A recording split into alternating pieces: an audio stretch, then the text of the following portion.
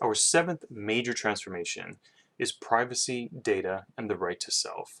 which we can also think of as who has access and influence over your actions and preferences. One of the things that people are becoming very aware of today is that today's business models, many of the business models of the biggest companies that are most important in our daily lives today, are predicated, of course, on you being the product, right? And while we continue to think of ourselves as the customer, as the endpoint of the reason for being for companies, that's not how a lot of them have come to be born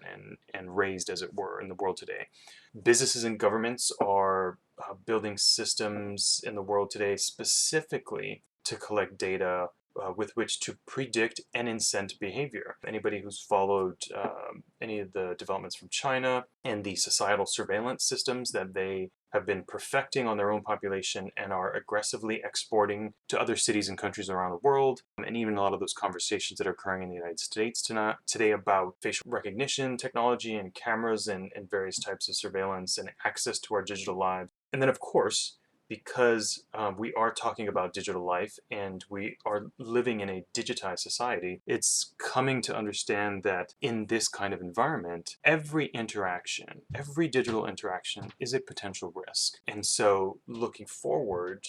these very big important questions and possibilities around the emergence and evolution of surveillance nation, the issue about how companies and governments are being drawn to what's called algorithmic governance, right? Using data and algorithms to essentially govern, make decisions, pass judgments, both predictive and after the fact. And then, of course, on the flip side, in the midst of what, might start to sound like a dystopian kind of future, you have ever-present human ingenuity and how it does today and will continue to turn towards evading and foiling many of these same digital systems. And so because so much of our life has become digitized and is increasingly a digital life, the issue of privacy, data, and the right to self being, again, one of our critical strategic issues moving forward.